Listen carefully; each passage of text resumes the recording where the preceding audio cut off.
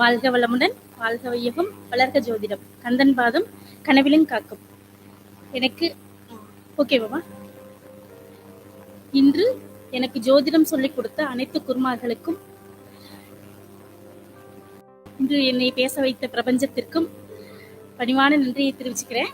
இன்னைக்கு நான் பேச வந்திருக்கிறது செல்வ வளம் ஜொலிக்க, அதாவது செல்வ வளம் கொளிக்க சூட்சம பரிகாரம்ங்கிறதுல நம்ம பேச வந்திருக்கேன். பொதுவாகவே எல்லாத்துக்குமே எல்லா செல்வங்கள் இருந்தாலும் எத்தனை பணம் சம்பாதிக்கணும், எல்லாத்துக்கும் ஒவ்வொரு நம்ம பாடுபடுறதே பணத்துக்காகத்தானுங்க. பாடுபடுறதே பணத்துக்காக, 4 காசு சம்பாதிக்கிறதுக்காக, வாழ்க்கையில முன்னேறதுக்காக, ஜெயிக்கணுங்கிறதுக்காக.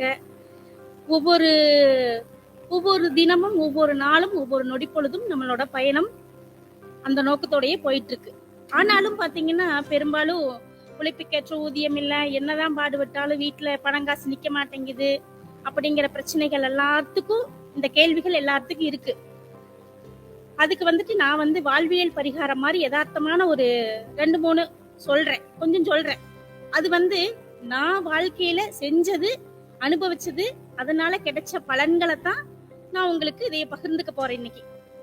பொதுவாவே எந்த திசை நடக்குது, எந்த புத்தி நடக்குது அப்படிங்கறத காட்டிலும் பொதுவா நம்ம வாழ்க்கையில எப்படியெல்லாம் இருக்கணும், எப்படியெல்லாம் இருந்தா நம்மளுக்கு பணம் காசு சேரும், எப்படியெல்லாம் நடந்துகிட்டா 4 காசு மிச்சம் பண்ண முடியும், நம்மளுக்கு அந்த மகாலட்சுமி எப்ப நம்ம கிட்ட வருவா, நம்ம கையில பொருளாதாரம் இருக்கணும் அப்படிங்கறதுக்கு என்ன தேவை, நாம எப்படி நடந்துக்கணும் அப்படிங்கறதுதான் நம்ம இன்னைக்கு பார்க்க போறோம்.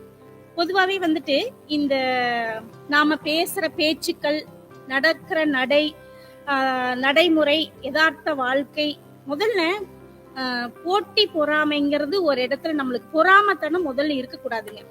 என்னைக்குமே நாம நம்மள உயர்வா நினைச்சுக்கணும். நம்மனால முடியாது அப்படிங்கிறது, நம்மனால எல்லாம் முடியுமா, நம்மெல்லாம் செய்வோமா, நம்மெல்லாம் இதையெல்லாம், நம்மளுக்கெல்லாம் இது கிடைக்குமா அப்படிங்கிற நெகட்டிவ் திங்கிங்கே யாருக்கும் இருக்கக்கூடாது. நல்ல ஒரு பாசிட்டிவ் எனர்ஜியோட தான், அதாவது பேசுற பேச்சுக்கள் இது எல்லாமே நம்ம நல்லதையே நினைக்கணும். நல்லதையே நினைச்சா நல்லதே நடக்கும், நல்லதுதான் நடக்கும் அப்படிங்கிற நம்பிக்கை ஒரு மனிதனுக்கு முதல்ல வேணும். அது இருந்தால் மட்டுமே தான் வாழ்க்கையில ஜெயிக்க முடியும். பணங்காசு நாம இன்னைக்கு கோடிக்கணக்கில் சம்பாதிக்கிறோம், லட்சக்கணக்கில் சம்பாதிக்கிறோம், நம்மளுக்கு பல லட்சக்கணக்கில் செலவுகள் வருது, அதெல்லாம் ஒரு பிரச்சனையே இல்லை. ஆனாலும் நம்ம வாழ்க்கையில ஜெயிப்போமா, நம்மளுக்கு பணங்காசு இருக்குமா, நம்மளும் 4 பேர்த்துக்கு முன்னாடி மதிக்கத்தக்க வாழ்வோமா, அதுதான் கேள்விகள். அந்த மாதிரி நடக்கிறது எப்படி நடக்கும்? இது யதார்த்தமா நம்ம வாழ்ற வாழ்க்கையில முதல்ல பாத்திரம் அறிஞ்சு பிச்சை போடும்னு ஒரு மொழி இருக்கு, பழமொழி இருக்கு. நம்மளுக்கு பணங்காசோட வச்சு பொழைக்கிறதுக்கு தகுதி இருக்குதா அப்படிங்கிறது ஒரு கேள்வி. அந்த தகுதியை நம்ம முதல்ல வளர்த்திக்கணும். அந்த தகுதியை வளர்த்திக்கணும்னா நம்ம என்ன பண்ணணும்னா, நம்ம எண்ணங்கள், சிந்தனைகள் எல்லாமே ஒரு முன்னேற்ற பாதையிலேயே இருக்கணும். ஒரு வாழ்க்கையில அடுத்தபடி நம்ம எப்படி எடுத்து வைக்கணும். இன்னைக்கு ஒரு ஸ்டேஜ்ல இருக்கோம், நம்ம ஸ்டேட்டஸ் இருக்குது அப்படின்னா இதுக்கு அடுத்த ஸ்டேட்டஸ்க்கு நம்ம எப்படி போறது, இதுக்கு அடுத்தது என்ன, அதுக்கு என்ன பண்ணணும், அதுக்கு உண்டான முயற்சிகள் என்ன அப்படிங்கறத முதல் சிந்தனையா நம்மளுக்கு இருக்கணுமுங்க. 2வது, இந்த பிரபஞ்சத்திற்கு யாரும் நம்ம நினைச்சுக்கிறோம், நம்மளுக்கு நம்ம யாரையும் பாக்குறது இல்ல, நம்ம எப்படி வேணாலும் நடந்துக்கலாம் அப்படின்னால நினைக்க கூடாது. இந்த பிரபஞ்சத்துக்கு சக்தி இருக்கு. நாம இன்னைக்கு இந்த இடத்துல நான் இங்க பேசணும் அப்படின்னா பிரபஞ்சம் எழுதியிருக்கும், நினைச்சிருக்கும்.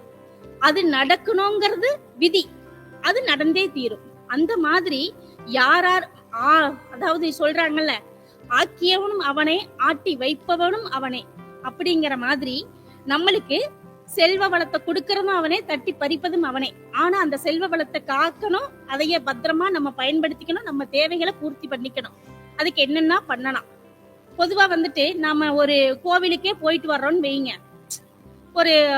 ஒரு கோவில் திருப்பதியே போயிட்டு வர்றோம். திருப்பதி போயிட்டு வந்தா நம்ம எண்ணங்கள், சிந்தனைகள், அந்த எண்ண ஓட்டம் எல்லாம் பாத்தீங்கன்னா கிட்டத்தட்ட 1 வாரத்துக்கு நம்ம அந்த திருப்பதியில பயணிச்ச காலகட்டம், நம்ம எந்த ஒரு சம்பவத்துக்கு, எந்த ஒரு இடத்துக்கு போயிட்டு வந்தாலும், ஒரு கோவிலுக்கு போனா அந்த சிந்தனை நம்மளுக்கு அதிக ஆள் மனசுல பதிஞ்சு அந்த ஓட்டங்கள் ஓடிட்டே இருக்கும். நம்மளை ஜெயிக்க வைப்பது நம் எண்ணம் ஒன்றே, அதுல மாற்றுக்கிறதே கிடையாது. நாம என்ன நினைக்கிறோமோ அதுவாதான் நம்ம ஆவோம். அப்ப நாம நல்லதை மட்டும்தான் நம்ம நினைக்கணும். அப்படி இருக்கையில ஒரு புண்ணிய அர்ச்சனைக்கு நம்ம போறோம், வீடு கட்டுற ஒரு புண்ணிய அர்ச்சனைக்கு போறோம். புண்ணிய அர்ச்சனைக்கு போயிட்டு வந்தா நம்மளுக்கு என்ன தோணுது? இவன் பாடுறா எப்படி இருந்தா இவன் பாடுறா 40 லட்சம் போட்டு வீடு கட்டிட்டான் பாருன்னு பொறாமப்படக்கூடாது. கண்டிப்பா பொறாமப்பட்டா, பொறாமை என்னைக்கு ஒரு மனிதனுக்கு வருதோ அவனும் அழிகின்றான், அவன் சந்ததியும் அழிகிறது. அதனால அப்படி பொறாமப்படக்கூடாது. பொறாமப்படாம நாமளும் இதை விட நல்லதா கட்டணும். பாரு அது மாதிரி இப்படி சூப்பரா வீடு கட்டிட்டான், நம்மளும் இந்த மாதிரி இடம் வாங்கணும், நம்மளும் வீடு கட்டணும் அப்படின்னு குடும்பத்தோட சந்தோஷமா பிள்ளைங்க, கணவன், மனைவி எல்லாருமே ஒட்டுக்க 4 பேர் சேர்ந்து அந்த சந்தோஷத்தை பகிர்ந்துக்கணும். அந்த எண்ண சிந்தனையை மனசுல வலுப்படுத்தணும். அந்த மாதிரி ஒரு திருமண நிகழ்வுக்கு போறோமா, அந்த மாதிரிதான் நாளைக்கு நம்ம வீட்டுக்குள்ள கல்யாணம் பண்ணணும் அப்படிங்கிற மாதிரி வலுப்படுத்தணும். நம்ம சிந்திச்சால் நினைச்சால் நிச்சயமா நடக்கும். அது இறைவன் பார்த்துக்குவான். ஆனா நடக்கிறதுக்கு உண்டான சிந்தனையை நம்ம போடணும். எண்ணம் ஒன்றை நம்ம ஜெயிக்கும். அந்த மாதிரி நம்ம ஜெயிக்கணும், முன்னேற்ற பாதையில போகணும். வாழ்க்கையில பொருளாதாரத்தை நிறுத்த வைக்கிறதுக்கு நம் கண் முன்னாடி நம்ம வாழ்ற இடத்துக்கு அருகாமையில வாழ்க்கையில நல்லா முன்னேறி கஷ்டப்பட்டு வந்தவங்களோட தொழிலதிபர்கள்னு சொல்லலாம். தொழிலதிபர்களை எல்லாம் நம்ம அடிக்கடி பார்க்கணும். அவங்களோட வாழ்க்கை வாழ்வாதாரம் அடிப்படையிலிருந்து இன்னைக்கு எப்படி முன்னேறி வந்தாங்க, அவங்க எல்லாம் எப்படி வந்திருக்காங்க, அதுக்கெல்லாம் அவங்க எல்லாம் எவ்வளவு உழைப்பு, அவங்க அடிமட்டத்தில இருந்து இன்னைக்கு இவ்வளவு தூரம் வளர்ந்துருக்கிறாங்கன்னா அவங்களோட உழைப்பெல்லாம் எப்படி இருக்கும். அந்த மாதிரி பெரிய பெரிய தொழிலதிபர்களை நம்ம பார்க்கணும். தொழிலதிபர்களை பத்தி, அவங்களோட வாழ்க்கை வரலாறை பத்தி நம்ம கொஞ்சம் தெரிஞ்சுக்கணும். இந்த மாதிரி தெரிஞ்சுக்கிட்டா அப்ப நிறைய இப்ப ரத்தன் டாட்டா இந்த மாதிரி தொழிலதிபர்கள் இறந்துட்டாங்க. அப்ப அவங்கள போல அவங்க எல்லாம் எவ்வளவு அவங்க வாழ்க்கை வரலாறெல்லாம் கிட்டத்தட்ட இப்ப வரையிலுமே போயிட்டே இருக்காங்க. அவங்க எல்லாம் கீழே இருந்ததுல இருந்து இன்னைக்கு வளர்ந்ததுல இருந்து அவங்க வாழ்க்கையில இருந்து எல்லாம் போடுறாங்க. நம்ம இங்க கொங்கு மண்டலத்துக்குள்ள இருக்கிறவங்க, கொங்கு மண்டலத்துக்குள்ள பாத்தீங்கன்னா திருப்பூர்ல வந்தோரை வாழ வைக்கும் திருப்பூர், அந்த மாதிரி கீழ் சட்டி கம்பெனி வச்சு இன்னைக்கு டாப் லெவல்ல பையிங் ஆபீஸோட நடத்துற கம்பெனில எக்கச்சக்கமா இருக்கு.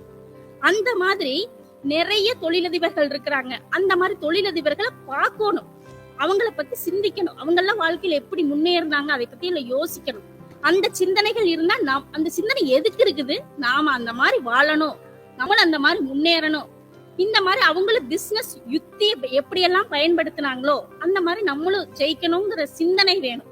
அந்த எண்ணத்தை வலுப்படுத்தணும். முதல்ல நம்ம ஜெயிக்கணும், பொருளாதாரத்தை ஈட்டணும். அப்படிங்கறதுல உழைப்பு ஒன்னே மூலதனம். உழைப்பு ஒண்ணு இருந்தால் மட்டுமே ஜெயிக்க முடியும். சரி, ஓகே. ரெண்டாவது, நம்ம அந்த ஜெயிக்கணும் அப்படிங்கறத விட வீட்டுல, சரி இதெல்லாம் ஓகேங்க, நாம இருக்கிற வீட்டுல எல்லாம் நான் கரெக்டா தான் பண்ணிட்டு இருக்கேன், ஆனாலும் என் வீட்டுல பணம் நிக்க மாட்டேங்குது, என்ன பண்றது? இதுதான் கேள்வி. மேக்சிமம் வந்துட்டு வீடுங்கிறது கரெக்டா வாஸ்து முறைப்படி கரெக்டா இருக்கணும். குடியிருக்கிற வீடு, வாடகை வீடா இருந்தாலும் சொந்த வீடா இருந்தாலும் வாஸ்து ப்ராப்பரா இருந்தால் மட்டுமே அந்த வீட்டுல பொருளாதாரம் நிற்கும். அதை நீங்க தனிப்பட்ட முறையில பாத்துக்கணும். வாஸ்து ஓகே, வாஸ்து சரியில்லை, அது எந்த இடத்துல சரியில்லையோ அதை சார்ந்த பாவகங்கள் அவுட் ஆகும். அது சம்பந்தப்பட்ட பிரச்சனைகளை கண்டிப்பா அவங்க சந்திக்கணும். அதனால வீடு வாஸ்துப்படி கரெக்டா இருக்குதா அப்படிங்கறத நம்ம பாத்துக்கணும். ரெண்டாவது, வீட்டுல மெயினான இடம் சமையல் கட்டு.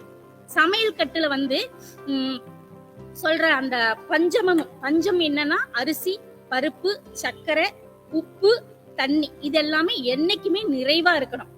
இது என்னைக்குமே நிறைவா எந்த வீட்டுல குறைவில்லாம இருக்கணும். சரி, அப்ப அது வாங்கினா எங்கீங்க வாங்குறது தீந்து போயிருது. இந்த அரிசி சிப்பம் எடுக்கிறதுக்குள்ள அடுத்த அரிசி சிப்பம் 2 சிப்பம் எடுத்து போட்டுறாமல பாக்குறோம், ஆனா முடிய மாட்டேங்குதுங்க. எங்கீங்க செலவே சரியா இருக்குது. நானும் முயற்சி பண்றேன்.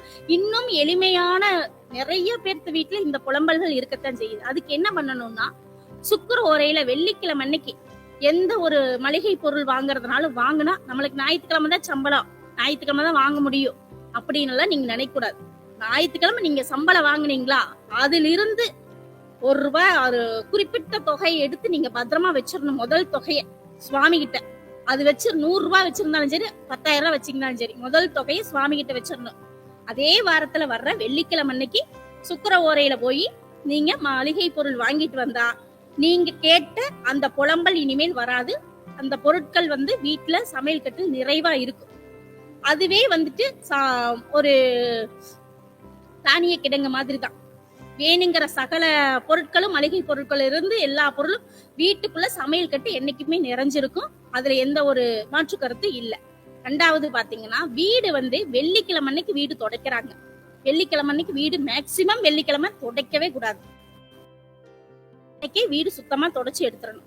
எப்பவுமே வீடு தொடச்சு முடிச்சதையுமே வந்துட்டு வெள்ளிக்கிழமை துடைக்காம வியாழக்கிழமை வீட்டை சுத்தம் பண்ணிட்டு உடனே அதுல என்ன பண்ணணும் அப்படின்னா பன்னீர் கொஞ்சம் தெளிச்சு விடணும். பச்சை கற்பூரமும் பன்னீரும் வீட்டுக்குள்ள தொளிச்சு விட்டுறணும். ரெண்டாவது வீட்டை வந்து எப்பவுமே வெளிப்புறமா கூட்டிட்டு போக கூடாது. வீட்டுக்குள்ள வந்து உள்புறமா கூட்டிட்டு வந்து சென்ட்ரல் இருக்கிறத குப்பையை கூட்டி வலிச்சு எடுக்கணும். வெளி வாசல் மட்டும்தான் வெளிப்பிரகாரமா கூட்டிட்டு போகணும். உள்ள எல்லாமே வந்து உட்பிரகாரமா கூட்டிட்டு வந்து சென்ட்ரல்ல நம்ம குப்பை தூசி எடுத்து வெளியே கொண்டு போய் போட்டுறணும். இது வந்து ஒரு லட்சுமி கடாட்சம் நம்ம வீட்டுல இருந்துட்டே இருக்கும். வீட்டை வியாழக்கிழமை தொடச்சு விட்டுட்டு பிளஸ் பன்னீர் தொலைச்சு விட்டுட்டா, பன்னீர் கூட பச்சை கற்பூரம் தொளிச்சு கரைச்சு வீட்டுக்குள்ள ஃபுல்லா தொளிச்சு விட்டுட்டா லட்சுமி கடாட்சம் நம்ம வீட்டுல இருந்துட்டே இருக்கும். ரெண்டாவது, டெய்லி குளிச்சுட்டு வர்றோம்.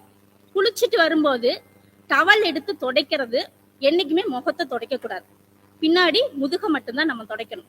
இப்படி தொடச்சாலே வந்துட்டு மகாலட்சுமி நம்ம வீட்டுக்கு வருவான்னு அர்த்தம். அதாவது ஒரு மனிதன் குளிச்சு வெளியே வரையில தான் புதுசா எந்த இடத்த துடைக்கிறானோ அந்த இடத்துக்கு லட்சுமி வந்து உட்காருவா. ஃபர்ஸ்ட் லட்சுமியோட அக்கா வந்து உட்காருவா. அப்படி லட்சுமியோட அக்கா வந்து பின்னாடி முதுகுல உட்கார்ந்துட்டா பரவாயில்ல, இங்க அதுக்கப்புறம் தான் முகத்தை துடைக்கணும். முகத்தை தொடச்சா மட்டும்தான் முகத்துல லட்சுமி வந்து உட்காருவா. ரெண்டாவது, கட்டாயமா மஞ்சள் பூசி குளிக்கணும். இதுல வந்து நம்ம இந்த காலத்துல வந்து மஞ்சள் பூசி குளிக்கவெல்லாம் மாட்டோம். அதெல்லாம் குளிச்சா அப்படி ஆகுது இப்படி ஆகுதுனால நினைச்சோம்னா முடியாது. லட்சுமி வேணும்னா கட்டாயமா மஞ்சள் பூசி குளிக்கணும். மஞ்சள் பூசி குளிச்சால் மட்டுமே மகாலட்சுமி வருவா. மற்றபடி வேற எந்த ஒரு ப்ராப்ளம் வராது. ரெண்டாவது, அகல் விளக்கு வீட்டுல ஏற்றி வைக்கிறீங்க அப்படின்னா அகல் விளக்குல முடிஞ்ச வரையிலும் தீப எண்ணெய் 5 எண்ணெய் கலந்து தீப எண்ணெய் 100% போடவே கூடாது. தீப எண்ணெய் போடாம சுத்தமான செக்கெண்ணெய் வாங்கிதான் நம்ம தீபம் போடணும். அதை காட்டிலும் விளக்கெண்ணெய் வாங்கி தீபம் போட்டா ரொம்ப சௌகரியம். விளக்கெண்ணெயில தீபம் போட்டா வீட்டுக்கு அவ்வளவு ரொம்ப ஒரு மகாலட்சுமி தத்ரூபமா அந்த இடத்துல வருவா. கண்டிப்பா விளக்கெண்ணெயில ஒரே ஒரு ஸ்டார் கல்கண்டு வாங்கி அந்த விளக்கு தீபத்துக்குள்ள போட்டு நீங்க தீபம் போடும்போது கண்டிப்பா அந்த இடத்துல நல்ல ஒரு வைப்ரேஷன் சூப்பரா இருக்கும். சரி, ஓகே. அதுக்கப்புறம் பொதுவாவே வந்துட்டு வீட்டுல நம்ம கோவிலுக்கு போய் தான் வழிபாடுகள் எல்லாம் பண்ணணுமா, வீட்டுல வழிபாடுகள் பண்ணக்கூடாதா அப்படின்னு எல்லாம் இல்ல. வீட்டுல வந்துட்டு நம்ம மகாலட்சுமி பூஜை, குத்துவிளக்கு பூஜை, குபேரர் பூஜை இதெல்லாமே நம்ம வீட்டுல செய்யலாம். அதெல்லாம் என்னைக்கு செய்யணுங்கிறது ரொம்ப முக்கியம். என்னைக்கு செய்யணும் அப்படின்னா நம்ம வந்துட்டு மக நட்சத்திரம் வர்ற அன்னைக்கு, அனுஷ நட்சத்திரம் வர்ற அன்னைக்கு, பூரட்டாதி நட்சத்திரம் வர்ற அன்னைக்கு. பூரட்டாதியும் உத்தரட்டாதியும் 2 நட்சத்திரமும் வந்து சேர சந்தியில அந்த பூஜை குபேரர் பூஜை பண்ணலாம். அந்த குபேரர் பூஜை எப்படி பண்றது அப்படின்னா நம்ம 108 5 ரூபாய் காயின் 108 காயின் எடுத்துக்கணும். ஒரு மகாலட்சுமி படமோ குபேரர் படமோ நம்ம வீட்டுல வச்சுக்கணும். வச்சுட்டு ஒரு தாம்பலத்துல 108 மகாலட்சுமி போற்றி சொல்லி 108 காயினை வச்சு 108 காயின் மேலையும் குங்குமத்தால அர்ச்சனை பண்ணணும்.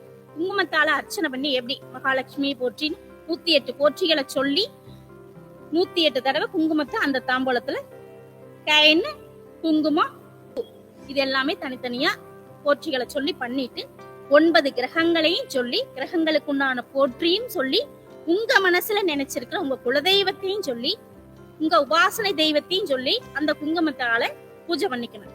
அந்த குங்குமத்தை பத்திரமா எடுத்து வச்சு நீங்க டெய்லி அதுல குடும்பத்துல இருக்கிறவங்க அத்தனை பேரும் அந்த குங்குமத்தை வச்சுட்டு வரலாம்.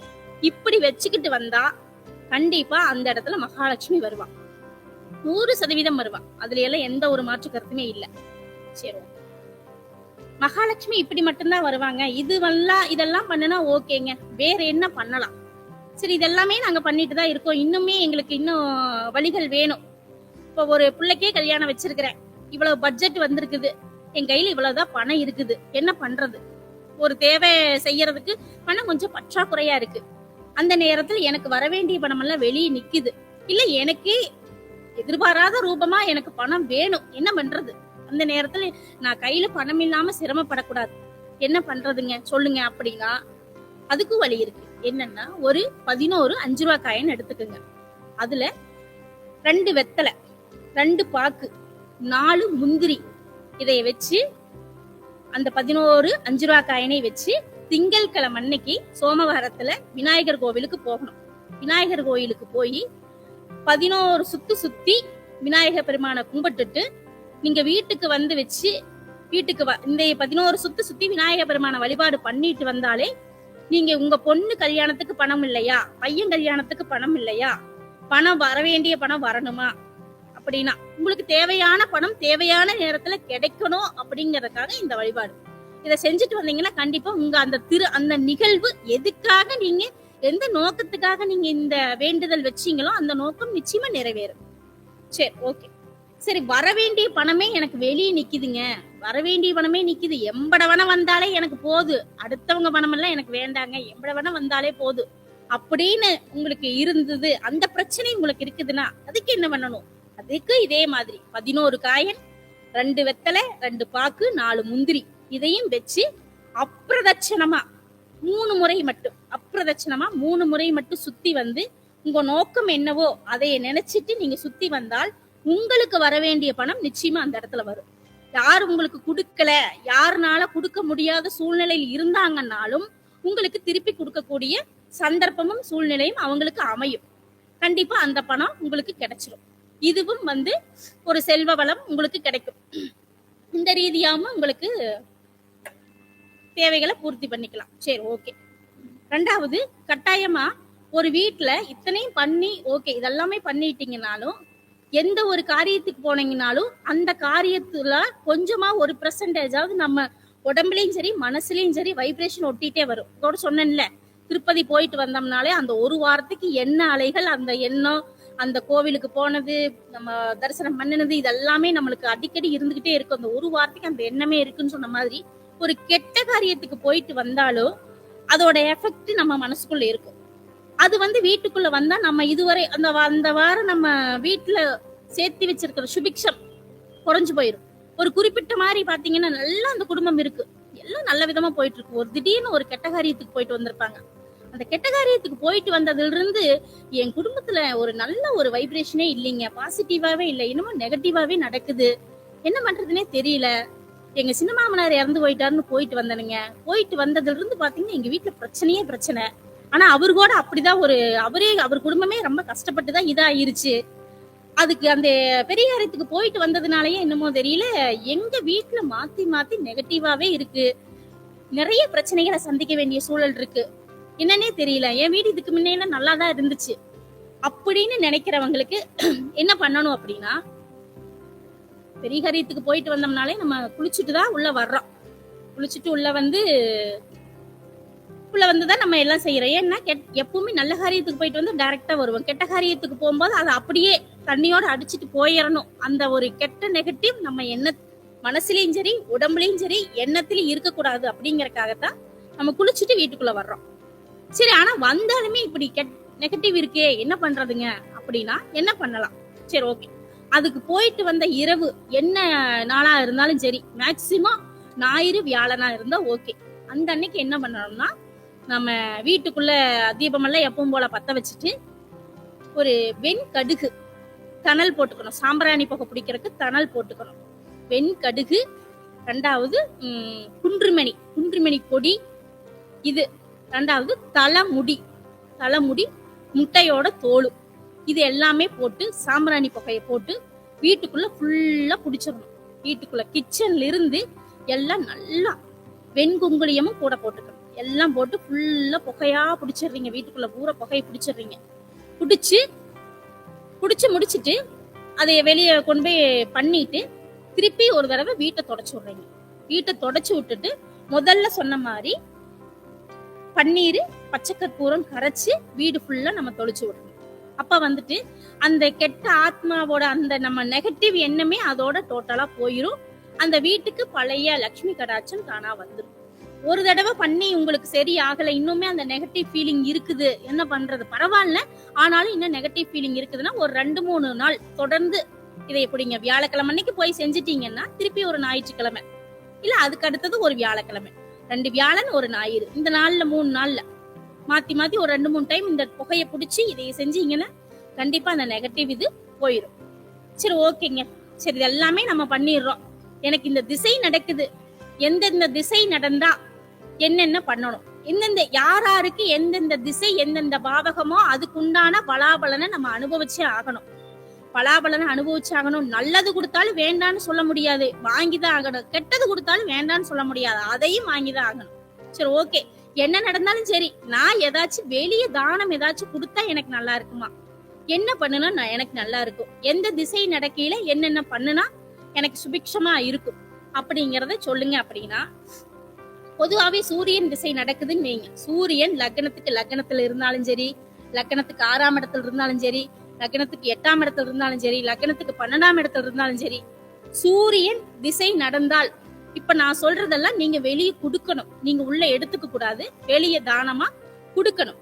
வெளியே தானமா என்ன கொடுக்கணும்? சூரியன் திசை நடந்ததுன்னா உங்க வீட்டுக்கு பக்கத்தாடியோ இல்ல உங்க வீட்டுக்கு அருகாமையிலயோ இல்ல எல்லையில் இருக்கிற ஒரு அம்மனோ, ஒரு வேப்பிள்ளை மரத்தோட வேப்பள மரத்தோட இருக்கிற அம்மனுக்கு, மாரியோ பட்டத்தரசியோ இல்ல ஏதோ மகாளி அம்மன், பகவதி அம்மன், ஏதோ ஒரு அம்மன், வேப்ப மரத்தோட இருக்கிற அம்மன், அந்த அம்மனுக்கு வருஷம் ஒரு டைம் ஆகுது நீங்க ஒரு பட்டு வஸ்திரம் சாத்தி ஒரு அபிஷேகம் பண்ணி பட்டு வஸ்திரம் சாத்தி தானம், இந்த அபிஷேகமும் வஸ்திர தானமும் உங்களால முடிஞ்ச உணவு தானமும் கொடுத்தால் சூரியன் திசையில இது தானமா கொடுத்தால் உங்க சூரியன் திசை உங்களுக்கு நல்லதே பண்ணும். இது இதுல எந்த ஒரு அப்ஜெக்ஷனும் கிடையாது. கண்டிப்பா தாராளமா சூரிய திசை உங்களை தூக்கி விடும். இது நம்ம சூரியன் திசை நடந்தா நம்ம திருவண்ணாமலை போறோம், எந்தெந்த இடத்துல இருந்து திசை நடத்துது, எந்தெந்த பாவகத்துல இருந்து திசை நடத்துதோ அதுக்கு தகுந்த மாதிரி நம்ம கோவில் வழிபாடு சொல்லுவோம். அது ஜாதகத்தை பார்த்துட்டு நம்ம சொல்றோம். ஆனா எங்க சூரியன் இருந்தாலும் சரி, இந்த தானத்தை நீங்க கொடுக்கலாம். இந்த தானத்தை கொடுக்கும் போது கண்டிப்பா உங்களுக்கு சூரியன் நல்லதை மட்டுமே பண்ணுவார். சரி, சந்திரன் திசை நடக்குது. சந்திரன் என்ன பண்றாரு அப்படின்னா, சந்திரன் திசை நடக்கும் போது என்ன பண்றது அப்படின்னா, நீங்க உங்க எல்லையில இருக்கிற காவல் தெய்வம் கருப்பராயனோ இல்ல பொன்னிவள நாடு இருக்குது, நம்ம ஊருக்கு பக்கத்தாடி கரூர்ல பொன்னிவள நாடு இருக்குது, கருப்பராயன் இருக்கிறாரு, ஐயனார் இருக்கிறாரு. அதுக்கு காவல் தெய்வம் வருஷம் ஒரு டைம் அந்த கோவில்ல பொங்கல் வரும். பொங்கல், கெடா வெட்டு இதெல்லாம் வைப்பாங்க. அப்ப ஏதோ ஒரு நீங்க தானம் அந்த இடத்துல கொடுத்துடணும். சந்திரன் திசை நடக்கையில நீங்க உங்க எல்லையில இருக்கிற கருப்பராயனுக்கு தானம் கொடுக்கணும். அது இந்த மாதிரி கரும்பா கொடுத்துறது ரொம்ப நல்லது. மாமிச உணவு இந்த மாதிரி தானம் கொடுத்துறோம், நீங்க சாப்பிடக்கூடாது. இது ஒரு வருஷம் ஒரு டைமோ 6 மாசத்துக்கு ஒரு டைமோ உங்க சக்தி எப்படியோ அந்த கருப்பராயனுக்கு உங்களால என்ன தானம் கொடுக்க முடியுமோ அதை கொடுங்க. கெடாயே கொடுங்கன்னு நான் சொல்லல, உங்களால வாழைப்பழம் 4 சீப் வாங்கி கொடுக்க முடிஞ்சா கூட கொடுங்க, அது ஒண்ணும் பிரச்சனை இல்லை. ஆனா கருப்பனுக்கு தான் கொடுக்கணும். சந்திரன் திசை நடக்கையில அதை பண்ணணும். செவ்வாய் திசை நடக்கையில என்ன பண்ணலாம், என்ன பண்றது? செவ்வாய் திசை எந்த இடத்துல இருந்து திசை நடத்தினாலும் பரவாயில்லைங்க. லக்கணத்துல இருந்தாலும் சரி, 3, 6, 12 எங்க இருந்தாலும் சரி, பழமையான கோவில் உங்களுக்கு தெரிஞ்சு இந்த கோயில பாருங்க, செடி சட்டையெல்லாம் முளைச்சு போய் கசகசன்னு கிடக்குது. ஊரா காசு வாங்குறாங்க. ஆனா பாத்தீங்கன்னா கோயில்ல சுத்தம் இல்லாம ஒரு பராமரிப்பு இல்லாம எதுவும் கிடக்குதுங்க அப்படின்னு உங்க மனசுக்கு எந்த கோயில் இதுல நீங்க பிறந்து வளர்ந்த இடத்துல, அதாவது இன்னைக்கு திருமணம் பண்ணி கொடுத்துருக்கிறது திருப்பூருக்கு கொடுத்துருக்காங்க, நீங்க பிறந்த வளர்ந்த இடம் ஈரோடுனே வைங்க. ஈரோட்டுக்கு பக்கத்தாடி உங்க அம்மா வீட்டுல நீங்க பிறந்து வளர்ந்த இடத்துல எந்த கோவில் பராமரிப்பு இல்லாம இருக்குதோ அந்த கோவிலுக்கு ஒரு நாள் போங்க. மாசத்துல ஒரு நாளோ 6 மாசத்துக்கு ஒரு நாளோ போய் அந்த கோவில போய் சுத்தம் பண்ணி விட்டுட்டு வாங்க. செவ்வாய் திசை நடந்த உழவாரப்பணி, இதுக்கு பேரு உழவாரப்பணி செஞ்சு அந்த கோயிலுக்கு உங்களால முடிஞ்ச உடல் உழைப்பை கொடுத்து சுத்தம் பண்ணி விட்டுட்டு வந்தீங்கனாலே போதும். இதுக்கு நீங்க போட வேண்டிய முதலீடு உங்க உடல் உழைப்பு ஒரு நாள். இதைய செய்யுங்க. இதைய செஞ்சுட்டு வந்தா செவ்வாய் திசை உங்களுக்கு நல்ல ஒரு நெகட்டிவ கொடுக்கும், பாசிட்டிவா கொடுக்கும். நெகட்டிவ் கொடுக்காது, பாசிட்டிவா கொடுக்கும் செவ்வாய் திசை. மாத்தி சொல்லிட்டேன். சரி, ஓகே. புதன் திசை நடந்தால் என்ன பண்ணலாம்? புதன் திசை நடந்தாலே பொதுவா குருவாயூர் போயிட்டு வரணும். குருவாயூர் போய் நீங்க பாசி பயிறு உங்களால முடிஞ்ச சக்திக்கு எவ்வளவு முடியுமோ பாசி பயிறு வாங்கி தானம் கொடுத்துட்டு அங்க பக்கத்தாடி இருக்கிற விநாயகருக்கு எருக்கல மாலை வாங்கி சாத்திட்டு சாமி கும்பிட்டுட்டு வாங்க. எருக்கல மாலை, அருகம்புல் மாலை 2 மாலையும் வாங்கி குருவாயூரப்பன் கோவில்ல தரிசனம் தானம் கொடுத்துட்டு இதை சாத்திட்டு வாங்க. புதன் திசை உங்களுக்கு நல்ல ஒரு வைப்ரேஷன் கொடுக்கும், நல்ல ஒரு பலனை கொடுக்கும், லட்சுமி கடாட்சத்தை கொடுக்கும். புதன் திசையால நிறைய கடன் மேலும் மேலும் வாங்கிட்டே இருந்தீங்க அப்படின்னா அந்த கடன் தேவையான கடன் மட்டும் வாங்க வைக்கும். அந்த கடனுக்கு உண்டான நிவர்த்தியும் அவர் கொடுத்துருவார். சரி, ஓகே. அடுத்தது குரு திசை நடக்குது. குரு திசை எந்த இடத்துல இருந்து திசை நடத்தினாலும் பரவாயில்ல. குரு திசை என்ன பண்றீங்க? குரு திசை நடக்கிறவங்க போய் காவேரிக்கு போகணும்.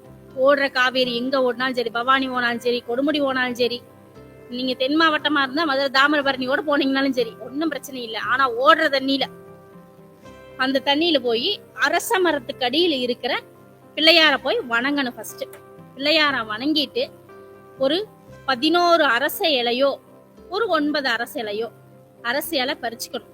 அரச இலை பறிச்சு சுத்தமான மஞ்சள் எடுத்துட்டு போய் மஞ்சளை அந்த தண்ணி காவேரி தண்ணியில கரைச்சு அந்த அரச இலைய சுத்தி 2 புறம் பூசணும். பூசிட்டு அந்த விநாயகர் பெருமானுக்கு, அரச மரத்தில் இருக்கிற விநாயகர் பெருமானுக்கு ஒரு அரச இலையிலேயே அவளும் சக்கரையும் வச்சு சுவாமிய கும்பிட்டுட்டு, பொதுவாவே வந்துட்டு இந்த குரு திசையில ரொம்ப அடி வாங்குறது எதுனால தெரியுங்களா? ஒண்ணு, குழந்தைக்கு ஆரோக்கியத்துல குறைபாடு வரும். மாத்தி மாத்தி குழந்தைக்கு பிரச்சனையாயிட்டே இருக்குதுங்க, என் பையனுக்கு மாத்தி மாத்தி தொந்தரவாயிட்டே இருக்குதுங்க. இல்ல அப்படின்னா குழந்தை இல்லைங்கிற பிரச்சனை வரும், இல்ல குழந்தைக்காக செலவு வரும், இல்ல அப்படின்னா பணமே பொருளாதாரமே நிக்காது, இல்ல அப்படின்னா பணத்தை வாங்கிட்டு நீங்க சம்பாதிக்கிறவன உங்களுக்கு பிரயோஜனமா இருக்காது, அடுத்தவங்களுக்கு தான் பிரயோஜனமா இருக்கு. பணத்தை வாங்கிட்டு ஓடிடுவாங்க. இல்ல அப்படின்னா அவங்க சூழ்நிலை உங்களுக்கு திருப்பி கொடுக்க முடியாத அளவுக்கு ஆயிரும். இந்த குரு திசை வந்து நம்ம இருக்கும், ஆனா அனுபவிக்க முடியாது, அடுத்தவங்க அனுபவிச்சுட்டு இருக்கோம். இந்த மாதிரி ஒரு சூழல்ல தான் குரு திசை பண்ணும். இல்ல அப்படின்னா பணமே சுத்தமாவே இல்ல, என்ன பண்றதுன்னே தெரியல. அப்படிங்க நான் யார நம்புறது யார நம்ப கூடாதுன்னு தெரிய மாட்டேது, அப்படி இருக்குதுங்க இன்னைக்கு காலகட்டம். அப்படிங்கிற ஒரு சூழல் தான் போயிட்டு இருக்கும். அப்ப என்ன பண்ணணும்னா, அதான் அரச மரத்து விநாயகருக்கு அரச இலையில அவளு சர்க்கரை வச்சுட்டு ஒரு 11 அரச இலை பறிச்சு அதுல 2 பக்கம் மஞ்சள் தடவி, அந்த மஞ்சள்ல அவளும் சர்க்கரையும் கொஞ்சம் கொஞ்சம் வச்சு எங்கிட்ட அந்த காவேரியில போய் குளிச்சுட்டு வந்துட்டு அந்த ஒவ்வொரு அரச இலையும் நீங்க காவேரியில விட்டுறணும். விட்டுட்டீங்கன்னா உங்களுக்கு கைவிட்டு போன பணம், உங்க பணம் அடுத்தவங்க இருந்ததுன்னா அது கண்டிப்பா கிடைக்கும். அடுத்தவங்க உங்களுக்கு வருமானம் நல்லா இருக்கும். உங்க பணம் வெளியே இருந்தால் அது ஆட்டோமேட்டிக் உங்களுக்கு கிடைக்கும். நிச்சயமே இது நல்ல பலன் தரும். இது வாழ்வியல் பரிகாரம். நாங்க இதெல்லாம் அனுபவிச்சதுனாலதான் ஒவ்வொன்றையும் சொல்றோம், செய்யுங்க. ஓகே, சனி திசை நடக்குது, குரு திசை. சனி திசை என்ன பண்ணும் அப்படின்னா, சனி திசையில நீங்க ஆலமரத்து விநாயகருக்கு, ஆலமரத்துக்கு அடியில இருக்கிற விநாயகர் எங்க இருக்காரு அப்படிங்கிற பாருங்க. உங்க ஊர்லயே இருந்தாலும் சரி, இல்ல பக்கத்து ஊர்ல இருந்தாலும் சரி, நாட்டாமையெல்லாம் உட்கார்ந்துருப்பாங்க ஆலாமரத்துக்கு அடியில. அந்த மாதிரி மரத்துக்கு அடியில் எங்க விநாயகர் இருக்கிறாரோ அந்த விநாயகரை அமாவாசை அன்னைக்கு போய் 108 முறை சுத்தி, ஆலாமரத்து விநாயகரை 108 முறை சுற்றி வந்து அவருக்கு அவள் சக்கரை வச்சு கல்கண்டாவது வச்சு 2 தீபம் போட்டு வழிபாடு பண்ணிட்டு வந்தால் இந்த சனி திசையில உங்களுக்கு என்னெல்லாம் கைவிட்டு போச்சோ அதெல்லாம் கிடைக்கும். எதெல்லாம் உங்களுக்கு கிடைக்கணும்னு இருக்கோ அது தடங்கள் இல்லாம நிறைவா கிடைக்கும். சனி திசையில இதை செஞ்சாலே நம்மளுக்கு ஓகே. இது பொதுவான கருத்து. சுக்கிரன் திசை உங்களுக்கு நடந்துட்டு இருக்கு. சுக்கிரன் திசையில என்ன பண்ணணும் அப்படின்னா, சுக்கிரன் திசையில வந்துட்டு நிறைய மருத்துவ செலவே அதிகம் இருக்கும். மருத்துவ செலவு, ஆரோக்கியத்துல குறைபாடே அதிகம் இருக்கும். சுக்கிரன் திசையில வாழ்ந்தவரும் உண்டு, வீழ்ந்தவரும் உண்டு.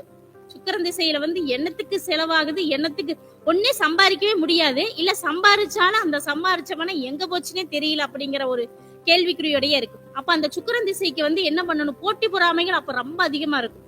சுக்கிரன் திசை நடக்குதுனாலே அந்த இடத்துல நம்ம வளர்ச்சியை தடங்கல் பண்றதுக்கு, வளர்றதுக்கு ஒருத்தன் உதவி பண்ணுனா அதை வளர்ச்சியை தடுக்கிறதுக்கு 10 பேர் கூட வருவாங்க.